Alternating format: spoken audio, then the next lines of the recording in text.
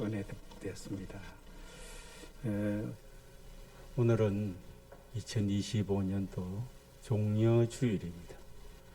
종려주일이고 이번 주간이 또 고난주간이에요. 다음 주일은 부활주일입니다. 참 세월을 잘 갑니다. 벌써 2025년도도 4월 중순기에 접어들었습니다.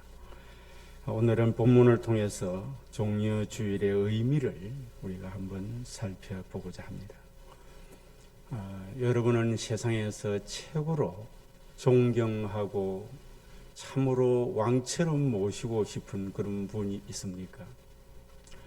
아니면은 연예인 중에서도 최고로 마음에 드는 인기 있는 그 연예인과 친한 어떤 그런 친숙한 그런 관계를 맺어보신 적이 있나요? 연예인들도 이 지역에 내가 제일 좋아하는 그 연예인이 지역에 오면은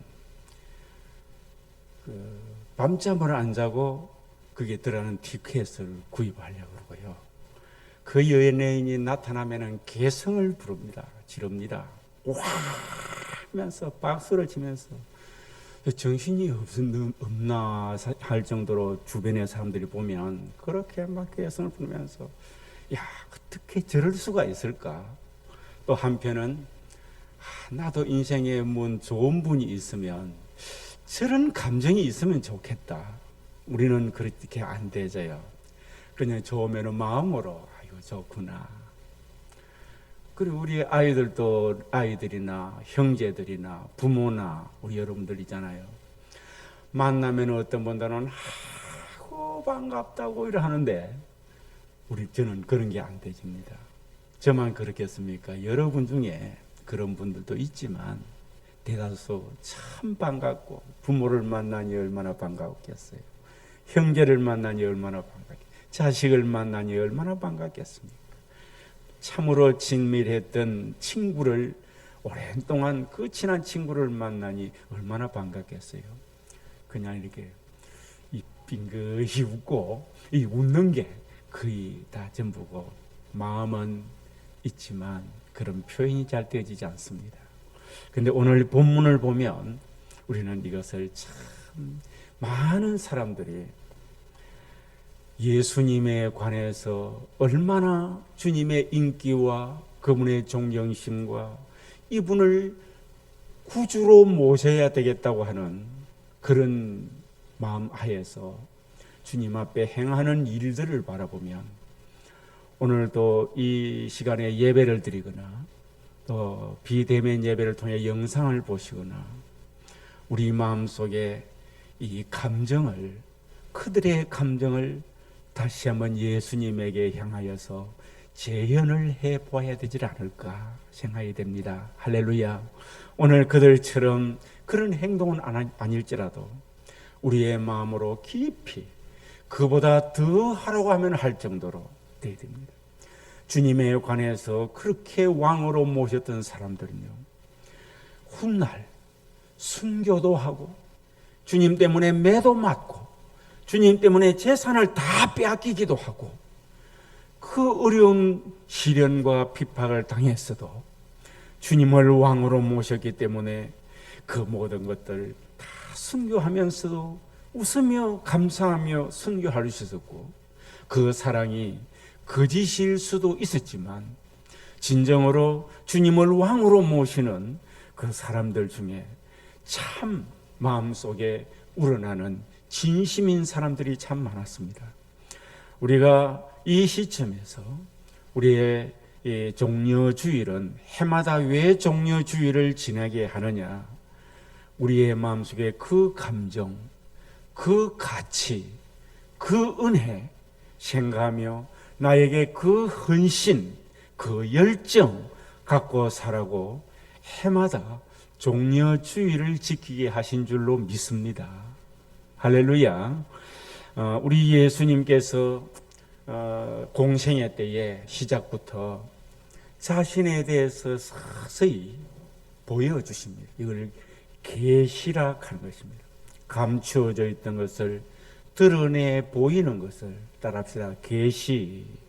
이걸 계시락하는 거예요. 계시. 그래서 예수님은 본적이 천국이시고 천국에서 인류를 구원하기 위해서 사람과 같은 형상, 같은 몸을 가지고 오셔서 우리 대신 죽어주시고 우리의 구주가 되셔서 그를 믿는 사람에게 구원을 받도록 하시는 놀라운 계획이 계셨기 때문에 이것을 이제 30세부터 이것을 계시로 보여주십니다. 성령에 충만하여서 이제 산상보훈들을 통해서 영적인 진리를 가르쳐 주시고요. 그리고 예수님이 자신이 누구이신가를 서서히 드러내 보여주십니다. 계시를 자꾸 드러내서 껍질을 벗기고 해서 이렇게 보여주시는데 간혹가다 사람들이 하나님 아니가 가거든요. 어떤 사람인가 하니까 소경이 눈을 뜬다든지 아니면 못 걷던 사람이 걷는다든지 한센 병자들이 치료를 받았다든지 사람의 힘으로 할 수 없는 그런 이적과 기사들을 나타냈을 때에 이분이 하나님 아니야? 이분이 메시아 아니야? 구원자 아니야? 이렇게 말할 때에 그때 예수님께서 계시를 완전히 드러내 보이질 않고 참아라. 그래서 예수님께서 공생의 3년 동안에 나타내 보시면서 내가 이 땅 위에 너희를 구원하려고 오신 구약 시대부터 예언되어 있던 메시아 구원자이신데 그리스도인데 때가 되면은 알려줄 것이다. 그러니 일찍부터 그걸 노출을 시키지 말라고 하셨습니다. 그럼 그 노출을 영원히 시키면 안 되는 거냐? 그게 아니고 예수님 공생의 기간 동안입니다. 아멘. 그리고 이 노출을 이제 서서히 드러내 보이시다가 이제 예루살렘 입성을 해서 주님께서 이제 십자가에 못 박혀 돌아가시기 직전에 예루살렘으로 올라가시면서 수많은 사람들이 이분 메시아다.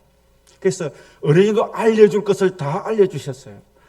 메시아이시고 우리의 주인님이라면 그리고 왕이라면 왕의 대우를 해야 되지 않겠느냐. 이런 마음들이 성도들의 마음속에 예수님을 따르던 성도들의 마음속에 불릴 듯이 일어났습니다. 할렐루야. 하루아침에 된 게 아니고요. 처음에는 내가 하나님과 아버지와 나는 하나이다 하니까 저 신성 모독죄 짓는 사람 아니야 이렇게 하다가 아직까지도 믿지 못한 사람이 수없이 많지만 이제 믿는 자들은 저분이 우리가 왕으로 모셔야 되겠다. 저분을 나의 주인으로 모셔야 되겠다. 이런 분위기가 믿는 자들 안에는 이렇게 많이 형성이 되어졌습니다.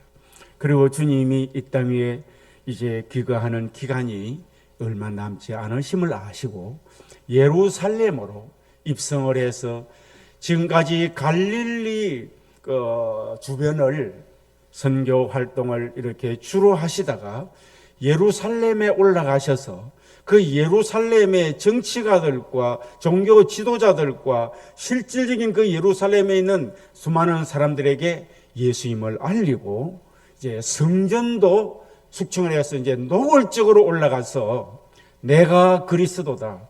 내가 메시아다. 내가 하나님인데 사람의 몸을 입고 내가 이 땅에 왔다. 그리고 나는 이 땅에 너희를 죄를 위해서 내가 피 흘려 죽어주려고 왔다.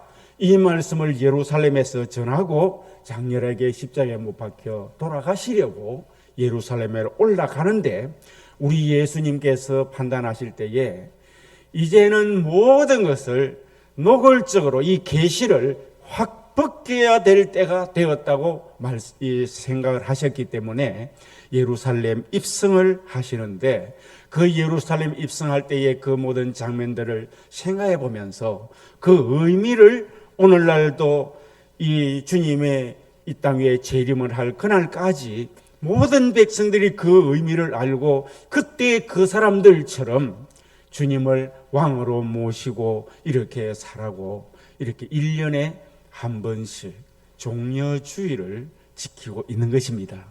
그래서 이 종려주일은 행사로서 끝나는 게 아니라, 그는 주일 하나의 이름만 가지고 끝나는 것이 아니라 우리 자신이 내 신앙을 더듬어 보아야 합니다. 나도 그분들의 그 똑같은 신자로서, 주님을 믿고 의지하는 자로서 내 마음속에 그 열정이 있냐? 수많은 사람 앞에 군중 속에서 내가 이렇게 할 수 있느냐? 그들이 뭘 어떻게 했길래 오늘도 우리에게 이런 교훈을 주고 있는가를 살펴보면서 우리가 은혜 받고자 합니다. 예수님께서 마지막으로 예루살렘에 올라가실 때에 나귀 새끼를 타시고 예루살렘에 입성을 하셨고, 군중들은 종려나무 가지를 흔들면서 호산나 외쳤습니다. 이 일과 이날을 기념하는 것이 종려주일 행사입니다. 종려주일의 행렬은 감람산에서 비탈길로 내려와 기드론 골짜기를 넘어서 사자문에 이르는 길에서 이루어졌습니다. 이걸 바로 예루살렘에 올라가는 길인 것입니다. 종려주일의 의미라는 제목으로 말씀을 상고하는데요. 왕이 대관식으로 올라가는 그런 약식 모습이라고 보면 됩니다. 왕이 대관식을 하려고 올라가는데, 그때에 그 왕을 지지하고 목숨 걸고 그 왕을 위해서 이렇게 충성을 하겠다는 사람들의 어떤 그런 모습이라고 보시면 됩니다. 예루살렘 입성 장면을 통해 우리는 종려주일의 큰 의미를 알 수가 있는데요. 먼저 마태복음 21장 2절에서 7절까지 오늘 본문 말씀을 보면 나귀 새끼를 타시고 올라가셨던 모습을 보게 됩니다. 그 의미가 무엇일까요? 예수님은 나귀 새끼를 타시고 예루살렘 입성을 했는데, 본문에 보니 저희가 예루살렘에 가까이 와서 감난산 벳바게에 이르렀을 때에 예수께서 두 제자를 보내어 나귀 새끼를 빌려오게 하고, 제자들은 나귀 등에 자기들의 옷을 깔아서 나귀를 예수님이 탈 수 있게 했습니다. 그리고 군중들은 호산나를 외치면서 예수님을 환영을 했습니다. 예루살렘 입성을 더 의미 있게 하는 데는 몇 가지 요점이 포함이 되게 되어 있습니다. 그게 뭔가니까, 이 예루살렘 입성을 하는 데는요, 예수님이 의도적으로 이 행사를 만드셨어요. 백성들 중에서는 예수님이 왕을 모시고 싶어하는 사람이 많았고요, 주인으로 모시고 싶어하는 사람, 구주로 영접하고 싶은 사람이 참 많았습니다. 그런데 이 행사는 순전히 주님의 의도에 의해서 이루어졌습니다. 주님의 명령을 해서 이루어진 거예요. 21장 2절에 보니까 이르시되 너희 맞은편 마을로 가라. 곧 매인 나귀와 나귀 새끼가 함께 있는 것을 보리니 풀어 내게로 끌고 오너라. 주님께서 의도적으로 이 일을 하시려고 했습니다. 지금까지 자신이 메시아 되심을 은밀하게 제자들에게 가르쳤지만, 지금부터는 전 유대인들에게 메시아 되심을 공포하려는 그런, 뭐라 그럴까요? 이벤트라고는 해야 할까요? 그런 모습, 교훈이라고 해야 되겠죠. 그런 모습을 보게 됩니다. 이 일은 어떻게 보면 참 위험천만한 행동이지만, 택한 백성을 위해서는 반드시 내가 왕이라고 하는 이 일을 해야 할 시기가 되었기 때문에 공포하려는 것이었습니다. 의도적으로 이제는 내가 만왕의 왕이고 너희들의 구주가 된다고 하는 것을 공포를 하시려고 예수님께서 의도적으로 이 예루살렘 입성을 나귀 새끼로 하도록 했습니다. 그리고 나귀와 그 나귀 새끼를 빌려준 주인이 있었는데요, 만일 누가 무슨 말을 하거든 주가 쓰시겠다 하라 그리하면 즉시 보내리라 하시니 했습니다. 그리고 마가복음 11장 5절에 보니 나귀 새끼를 풀어 무엇을 하려느냐 하고 물었습니다. 그럼 마가복음 11장 6절에도 보면은 공간복음 안에 있죠. 제자들이 예수의 이르신 대로 말한데 이에 허락하는지라 이분이 어떤 분인지 잘 알 수는 없지만 예수님을 좋아한 분인 것은 분명합니다. 주님을 왕으로 모시고 싶어하는 분이 분명합니다. 주님을 왕으로 모신 데서는 나기뿐만 아니라 나를 순교를 시켜도 나는 아멘하고 가겠다고 하는 아마 그런 충성된 사람이었던 것이 분명해요. 엄청 주님을 좋아하는 분인 것이 분명해요. 복음은 이런 숨은 분들의 헌신으로 더 빛나게 됩니다. 그리고 예언한 말씀을 이루기 위해서 우리 예수님께서 이 의도적으로 나귀의 새끼로 종려주의를 이렇게 만들어 나갑니다. 마태복음 21장 4절에 보니 선지자로 하신 말씀을 이루려 하심이라 일렀으되 또 시온의 딸에게 이르기를 네 왕이 내게 임하나니 그는 겸손하여 나귀 곧 멍에 매는 짐승의 새끼를 타도다 하라 하였느니라 하고 마태복음 21장 5절에도 말씀하셨습니다. 이 말씀은 스가랴서 9장 9절을 인용한 말씀입니다. 벌써 예수님께서 이 땅에 태어나시기도 전에 스가랴 9장 9절에 이 말씀을 하셨습니다. 예수님께서 나귀 새끼를 타시는 일은 예언의 말씀을 성취하려는 것을 제자들은 후에 알게 되었지만은 예수님은 미리 아시고 이것을 지시를 하셨습니다.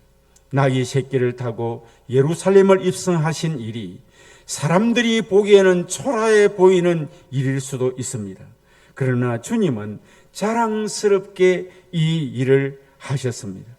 만일 우리에게 나귀 새끼를 타고 입성하라고 한다면 지금 요즘 이렇게 좋은 세단을 타고 자가용을 타고 차를 타고 다니는 이 시기에 아주 익살스럽게 나귀를 타고 어디를 좀 가라 그러면은 뭐 갈 사람도 있겠죠. 그런데 조롱할 수 있는 그런 어떤 행세를 해서 한다면 모두 다 거절을 할 거예요. 주님은 이 일을 조금 더 부끄럽게 여기질 아니하셨습니다. 이보다도 더한 부끄러운 일이라 할지라도 택한 백성을 구원하는 일이라면 주님은 능히 하셨을 것입니다. 그렇기 때문에 예수님은 생명도 주셨고 십자가에 못 박혀 죽기까지 하셨습니다. 초라해 보이는 것, 그리고 그러다 이렇게 참 부끄러워 보이는 것, 이것이 참으로 주님이 되심을 나타내는 데는 그것이 아무것도 관여하지를 못했습니다. 여러분, 우리가 주님을 섬기고 주님을 의지하는 일에 복음을 실어 나르는 수레로서 우리의 내 자신의 존재를 생각을 한다면 오늘 우리는 예수님의 모습을 본받아야 할 줄로 믿습니다. 할렐루야. 거창한 대관식을 하는 왕의 대관식을 하는 그런 행사 같은 분위기를 만들어 놓고 타고 올라가는 것은 나귀를 타고 올라갑니다. 남들이 볼 때에 믿음이 없는 눈으로 보면 기득기득 웃도록 전도라는 행위를 보면은요, 이것을 인간적으로 사회적으로 모든 게 지식적으로 다 쳐다보면 참 초라해 보입니다. 그런데 주님은 전도라는 부끄러운 것을 통해서 영혼을 구원을 하신다고 말씀을 하셨습니다. 할렐루야. 우리가 기독교에 하는 모든 일들이 다 그렇습니다. 여러분은 영원한 천국에 가고 하늘나라의 멸류관을 받고 이 땅에서 하나님의 은혜와 능력으로 복을 받고 권세를 가지고 살아갈 여러분들이지만 우리의 예배의 행위는 자꾸 화려하게 만들어서 그렇지 본래 종교 개혁을 할 때는요 정말 모든 권위의식을 다 탈피를 했습니다. 천주교의 그 화려한 예전의 그 웅장한 분위기들을 다 탈피하고 사과 상자 같은 이런 거 얻어놓고 강단으로 삼고 목회자들은 그렇게 화려한 것이 아니었고 교회 자체도 그렇게 화려하지 않은데 서서히 오늘날 교회도 천주교를 닮아 나가는 천주교 같은 것은 아닙니다. 그만큼 가는 것도 아니고요. 성도들의 양상도 그렇습니다. 참으로 겉보기는 후패하지만 우리의 속은 날로 새롭도다가 되어졌는데 지금은 우리는 내 속은 후패하지만, 영적으로 한없이 속은 영적으로 후패하지만 나의 겉은 화려하고 얼마나 사치스러운 신앙생활을 하려고 애를 쓰는지. 주의 일에 봉사하기 싫고 주일날 이렇게 내가 잔물에 그리고 세제에 손을 대기 싫고 좋은 옷을 입고 그저 기부인처럼 왕자처럼 교회 와서 다 예배드리고 섬김받고 할 수 있는 나의 어떤 그 역할들을 하고 혹시나 그런 마음이라도 조금이라도 있다면 우리는 이 종려주일 나귀를 타고 올라가시는 예수님을 생각하면서 자신을 겸손으로 내려놓을 수 있기를 주의 이름으로 축복합니다. 그런데 우리 정금교회는 사실 이 말씀이 별로 해당 사항이 없지 싶어요. 모두가 얼마나 참 겸손하게 애쓰시고 힘쓰시고 하시는 모습들. 그래도 가는 말에 채찍질한다고 혹시 우리 마음속에 근본적으로 그런 모습이 조금이라도 있다면 우리 자신이 주님의 그 하는 행위들을 바라보면서 나귀를 타고 예루살렘을 입성을 하셨던 예수님 생각하면서 주님 본받아 나갈 수 있기를 주의 이름으로 축복합니다. 그렇습니다. 예수님이 나귀 새끼를 타신 의미가 뭘까요? 주님은 만왕의 왕이라고 선포를 하는 것입니다. 마태복음 21장 5절에 말씀을 하셨습니다. 만왕의 왕이다. 나는 만왕의 왕이란다. 그걸 선포하기 위해서 나귀를 타셨습니다. 그리고 주님은 겸손의 왕이라고 하는 것을 선포하기 위해서 나귀를 타셨습니다. 마태복음 21장 5절에 그는 겸손하여 나귀 곧 멍에 매는 짐승의 새끼를 타도다고 하셨습니다. 겸손한 왕, 만왕. 그리고 주님은 평화의 왕이라는 것을 선포하기 위해서 나귀를 타셨습니다. 말은 전쟁을 위한 것이고요, 나귀는 평화를 위한 것이라고 합니다. 누가복음 19장 38절에 보니 가로되 찬송하리로다 주의 이름으로 오시는 왕이여 하늘에는 평화요 가장 높은 곳에는 영광이로다 하니. 그러나 예수님을 거절하면 평화를 잃어버리게 됩니다. 예수님을 거절한 예루살렘이 마침내 주후 70년에 평화의 왕을 거절을 해버리니 그 예루살렘에는 더 이상 평화가 없었습니다. 주 70년의 디도 장군을 통해서 완전히 파괴가 되어서 돌 하나도 돌 위에 놓인 것이 없게 됐습니다. 주님의 예언대로 이 예루살렘이 예수님이 초림을 했을 때에 평화의 왕을 거부를 해버렸습니다. 왜 어떻게 그 성이 돌 위에 돌 하나도 놓일 수 없었느냐? 예루살렘 그 성을 쌓을 때에 매치를 금을 가지고 했답니다. 그러니까 군사들이 그 금 캐려고요, 대꼬를 가지고 그 돌들이 성을 쌓을 때 돌들이 크지 않습니까? 전부 다 디비해 가지고 돌 하나 또 돌 위에 완전히 철저하게 파괴가 되버렸어요. 평화의 왕을 거절을 하게 되면 평화가 사라집니다. 여러분, 우리는 이 시대가 평화롭기를 원한다면 우리 믿는 자들이 평화의 왕을 영접하라고 평화의 왕을 최고의 이렇게 호산나 하면서 올려야 될 줄로 믿습니다. 여러분의 가정이 평화를 원하십니까? 부부 안에 평화가 있고 자식들끼리 평화가 있고 형제끼리 평화가 있고 부자끼리 평화가 있고 이 평화를 원한다면 집안끼리 평화가 있고 평화의 왕이신 예수님을 최고로 높여야 됩니다. 따라합시다. 평화의 왕을 거부하면 평화가 사라집니다. 이건 진리예요. 할렐루야. 예수님 없이 어떻게 하나님과 평안할 수가 있겠습니까? 예수님 없이 어떻게 사람과 진정한 평화가 있을 수 있겠습니까? 이건 진리인 것입니다. 내가 평화의 왕을 사랑하고 평화의 왕을 존중히 여기고 있으면 내가 타인과 더불어서 평화가 오게 된다는 사실을 믿으시길 바랍니다. 지금까지 사람 관계가 참 좋지가 않고 왠지 남들이 나를 이렇게 해롭게 하고 스트레스를 받고 사람 때문에 스트레스를 받으면요, 그 사람을 미워할 필요 없습니다. 자기는 못 알아듣습니다.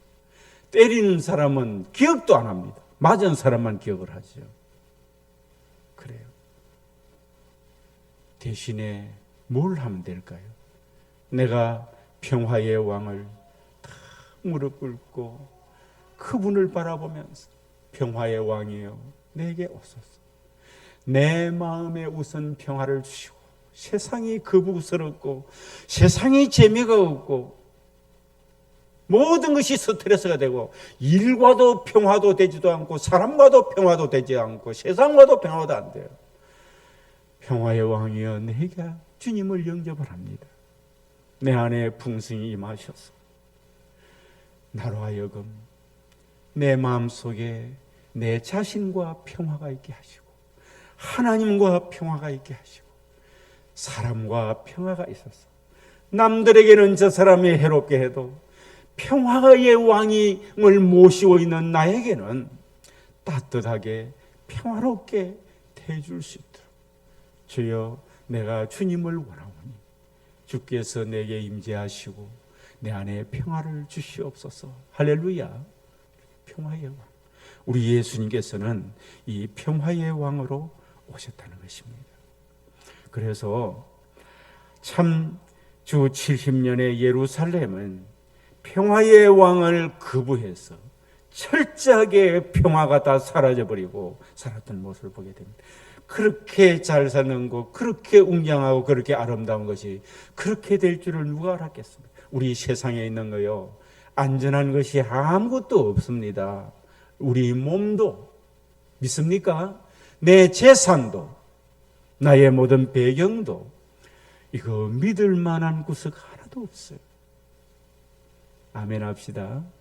종려주일은요, 이 평화의 왕 모시라고, 어떻게 모시라 하는 것을 조금씩 말씀이 나옵니다. 그렇습니다. 그리고 두 번째로는 종려나무를 흔들었던 일로 종려주일을 의미를 잘 하고 있습니다. 예수님의 입성은 세상 왕이나 개선장군의 입성과 같이 화려한 것이 아니지만 백성들의 환호는 대단했습니다. 마태복음 21장 8절에 무리의 대부분은 그 겉옷을 길에 펴며 했습니다. 겉옷을 길에다가 펴주었대요. 이건 뭐죠? 왕이 대관식을 하는데 카페트를 의미하는 것 아니겠습니까? 다른 이들은 나무 가지를 베어서 또 길에다가 나무 가지를 펴 놓습니다. 카페트를 의미를 했어요.